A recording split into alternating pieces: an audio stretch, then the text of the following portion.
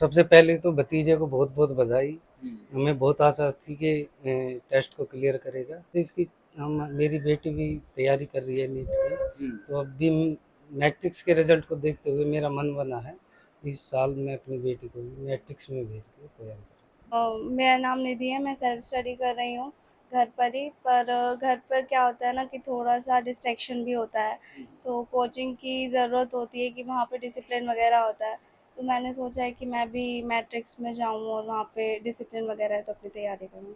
देखिए, जिन बच्चों ने नीट की परीक्षा को पास किया है उस सिलसिले में हम हर एक बच्चे के पास जाने के प्रयास कर रहे हैं।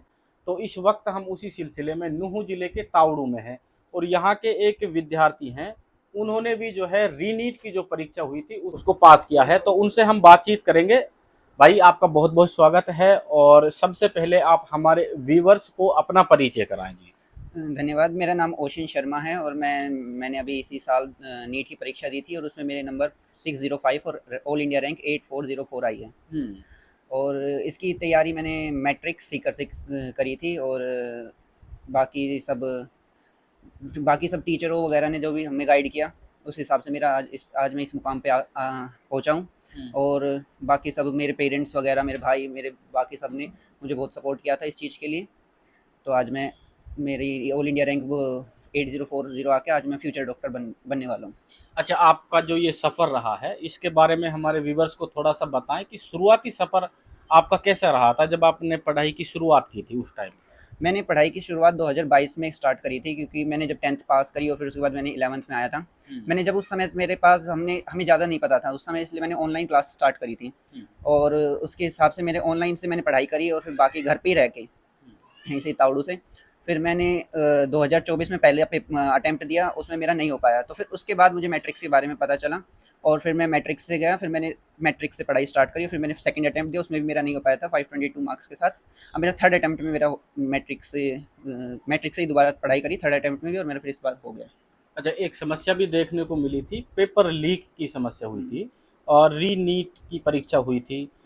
जब ये पेपर लीक की खबर आपने सुनी थी, तो आपको कैसा लगा था उस समय? मुझे तो बहुत दुख हुआ था, क्योंकि मेरे नीट में 658 मार्क्स थे। हुँ, और फिर उसके बाद ऐसा भी लगा था, स्ट्रेसफुल कंडीशन आ जाती है और फिर पेनफुल कंडीशन भी आ जाती है कि हमने इतने साल तैयारी करी, फिर हो भी गया मेरा, इसमें भी 658 के साथ भी मेरा हो गया था।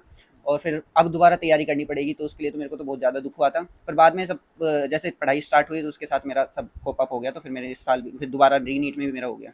हुँ। उसमें कोई दिक्कत नहीं आई फिर। अच्छा, आजकल जो है सोशल मीडिया का भी ज़माना है, बच्चे वगैरह सब फ़ोन का बहुत इस्तेमाल करते हैं। तो इस दौरान जो है आपने फ़ोन का कितना इस्तेमाल यूज़ फ़ोन का तो मैंने पूरा ही इस्तेमाल किया था, बट पॉजिटिव वे में, नेगेटिव वे में नहीं, पॉजिटिव वे में। जैसे मैं अगर कोई क्वेश्चन समझ नहीं आता तो मैं उसको गूगल पे कर लेता था। बाकी आजकल तो एआई का ज़माना है, चैट जीपीटी वगैरह भी मैंने यूज़ करी है बहुत ज़्यादा। जैसे कोई क्वेश्चन नहीं आता तो उसको मैंने फ़ोटो खींच के उस पे डाल दिया, तो उससे भी मेरा हो जाता था। बाकी मज़े मतलब उसके लिए थोड़ा उसके लिए क्या नाम है, स्ट्रेस कम करने के लिए मैंने बाकी सोशल मीडिया भी यूज़ किया है, उसमें कोई दिक्कत नहीं है मैंने। पर हाँ, कम लिमिटेड जो तौर पे, ज़्यादा अच्छे वो नहीं कि उसमें ही जाके एडिक्शन नहीं हुआ मुझको। हुँ। तो इसलिए मेरे को कोई दिक्कत नहीं हुई सोशल मीडिया से।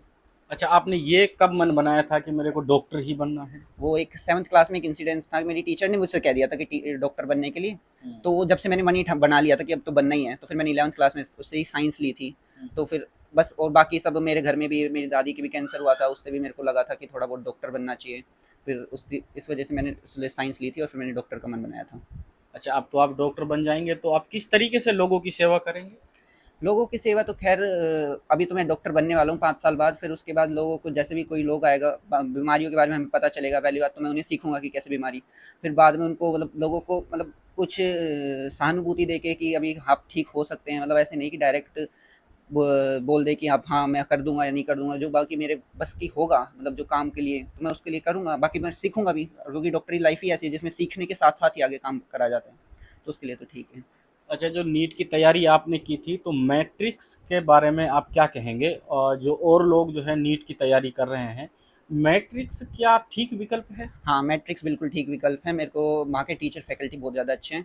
जैसे कि आप सब मान सर को, एक वहाँ के वो टॉप फैकल्टी मान सर हैं, वो आपको क्योंकि मैट्रिक्स में एक-एक बच्चे पे ध्यान दिया जाता है, तो उनके पास हर हर एक बच्चे का नंबर था। मतलब उनको अगर हम कोई, जैसे हमने कोई टेस्ट वगैरह नहीं दिया तो हमारे पास फ़ोन कर देते थे हुँ, कि आज का टेस्ट क्यों नहीं दिया। या फिर अगर हम जैसे हमारे कम नंबर आ रहे हैं, तो अगले दिन हमारी क्लास में जाके वो नंबर पूछते थे। फिर हमें अलग से बुला के मतलब हमसे बोलते थे कि आपके नंबर का मतलब उसमें मोटिवेट करते थे।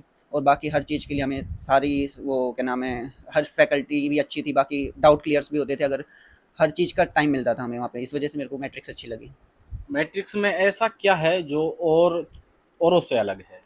मैट्रिक्स की एक तो फैकल्टी और एक डाउट क्लियरेंस, ये दोनों चीज़ें मैट्रिक्स की बाकी सबसे अच्छी है, सारे मतलब कोचिंग है ना सीकर में और बाकी कहीं भी, उससे सबसे अच्छी यही है, मैट्रिक्स की फैकल्टी और डाउट क्लियरेंस। अच्छा, टाइमिंग क्या रहती थी आपकी खाने की, सोने की, पढ़ने की? उसके बारे में भी थोड़ा-सा लोगों को क्लियर करें कि क्या। मैं सीकर में अपनी मम्मी के साथ रहता था, तो मेरे ये टाइमिंग सुबह क्लासेस स्टार्ट होती थी 6 बजे, 6 से साढ़े 6 बजे सॉरी। तो मैं 5 बजे उठ के मतलब नहा धो के फिर मैं मैट कोचिंग के लिए चला जाता था। फिर वहाँ से साढ़े 6 से और 1 बजे वहाँ वो क्लास चलती थी। फिर मैं वापस आके खाना खा के फिर मैं थोड़ी देर के लिए सो जाता था। फिर उसके बाद उठने के बाद मैं पहले जो क्लास में पढ़ाया मैं उसको ही पढ़ता था। फिर उसके बाद मैं मॉड्यूल सोल्व करता था, जो भी होमवर्क वगैरह मिला है। फिर उसके बाद शाम हो जाती थी, लगभग 7 साढ़े 7 बज जाते थे। फिर खाना खा के फिर हमारा थोड़ा-सा और पढ़ता था। फिर मैं उन्होंने एक इस बार जैसे पिछले साल पेपर हार्ड आया था, तो उन्होंने इस बार उसके लिए भी तैयारी करी थी कि इस बार अगर पेपर हार्ड भी आ जाए तो उन्होंने हमको एक वो दे रखी थी, क्या नाम है, रैंक बूस्टर नाम की एक बुक थी, जिससे हम अपनी उसमें जेई लेवल्स के क्वेश्चन थे, जेई मेंस वगैरह के। तो हमने फिर मैं रात को उसको सोल्व करके और फिर हम सो जाते थे। पूरे दिन का यही शेड्यूल था मेरा। जो लोग तैयारी कर रहे हैं और उनको क्या सलाह दोगे आप?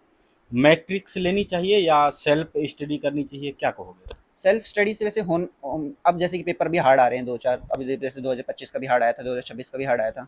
तो उससे मैं तो सेल्फ स्टडी में हो जाता है, पर डिस्ट्रैक्शन भी है ना कि हम मैट्रिक्स वगैरह जैसे कोचिंग वगैरह करते हैं, तो उससे हमारा एक डिसिप्लिन बना रहता है कि हमें करना ही है, और रोज़ का रोज़ जैसे कि जो क्वेश्चन वो काम कराते हैं वो रोज़ का रोज़ पढ़ा जाता है। अब हम सेल्फ स्टडी में तो ऐसे कर लेते हैं कि ये आज कल नहीं कल कर लेंगे, तो ये बाकी टाल-मटोल होती रहती है। तो इस वजह से वो एक कंसिस्टेंसी के लिए और डिसिप्लिन के लिए मैट्रिक्स सही है, कोचिंग अच्छी रहती है। चलिए, बहुत बहुत मुबारक आपके लिए और आपको शुभकामनाएं। अंकल जी, आपके बेटे ने एक ऐसी परीक्षा को पास किया है जो बहुत आसान नहीं है, इस मौके पर आप क्या कहेंगे जी? सर मैं तो इतना ही कहूँगा कि मुझे बहुत खुशी है, प्राउड है अपने बच्चे पे कि इसने इतनी मेहनत की है, और मुझे बहुत खुशी है इस चीज़ की। और मैं सबसे जो भी हैं कर रहे हैं कोचिंग कर रहे हैं उनसे यही कहूँगा कि मेहनत करो, सफलता ज़रूर मिलेगी। जी सर। जी, आपने इनको सीकर की मैट्रिक्स एकेडमी में इसको दी थी, तो कहाँ से आपने ये सुना कि भाई हमें मैट्रिक्स में ही अपने बच्चे को भेजना चाहिए? ये किसने बताया था? एक्चुअली मेरा एक फ्रेंड है, उसका लड़का जेई की तैयारी करता है, तो वो गया था अपने लड़के को लेके वहाँ जेई के एडमिशन के चक्कर में। तो मैं उसके साथ वैसे ही चला गया था क्योंकि मुझे पता है मेरा लड़का डॉक्टरी की तैयारी कर रहा था, मैं भी जाके वहाँ का माहौल देख के आऊँ। तो मैंने काफ़ी वहाँ पे कोचिंग्स देखी, लेकिन मुझे किसी का माहौल इतना अच्छा नहीं लगा, पर मैट्रिक्स का मुझे अच्छा लगा और वहाँ मैंने इसको एडमिशन कराया। आपके बेटे ने वो परीक्षा पास की है जो बहुत आसान नहीं है, तो क्या माहौल है? आपके रिश्तेदारों में, परिवार में क्या बोलते हैं लोग? सब खुश हैं सर, सब बधाइयाँ दे रहे हैं, सब इसको प्राउड फील कर रहे हैं इसके लिए कि भाई हमारे भी बिरादरी में एक बच्चा है जो निकला है इतने हार्ड टेस्ट में, जहाँ की अच्छे अच्छे लोग रह जाते हैं। तो काफ़ी खुश हैं सब लोग। अपने कारोबार के बारे में बताएं, आप क्या करते हैं? सर मैं हरियाणा बिजली बोर्ड में एलडीसी के पद पे कार्य करता हूँ, नूह डिस्ट्रिक्ट में। और उसी से बस अपना बच्चों को पढ़ाते हैं, और तो कोई हमारा कोई बिजनेस वगैरह नहीं है, बस एक सैलरी है मेरी, जॉब है मेरी बस।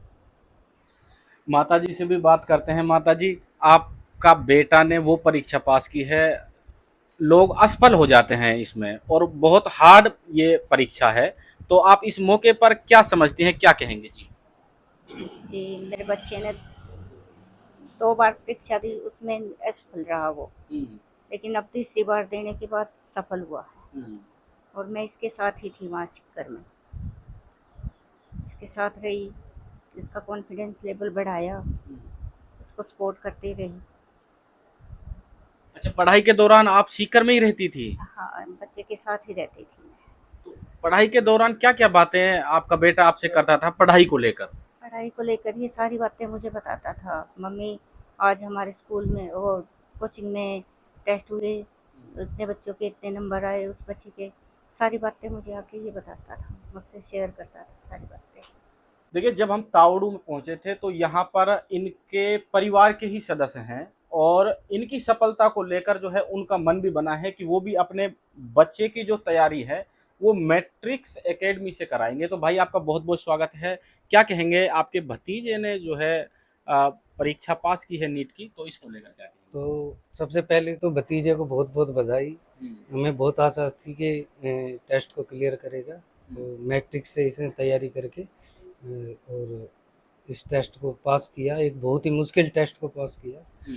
और इसी के साथ साथ इसकी मेरी बेटी भी तैयारी कर रही है नीट की, तो अब भी मैट्रिक्स के रिजल्ट को देखते हुए मेरा मन बना है इस साल मैं अपनी बेटी को मैट्रिक्स में भेज के तैयारी करूँ। अच्छा, तो उस सिस्टर से भी हम बात करेंगे कि वो अभी सेल्फ स्टडी कर रही हैं और अब जो है मैट्रिक्स में जाकर तैयारी करने का मन बना है। सिस्टर, आपका बहुत बहुत स्वागत है चैनल पर। किस तरीके से आप जो है तैयारी कर रही हैं नीट की?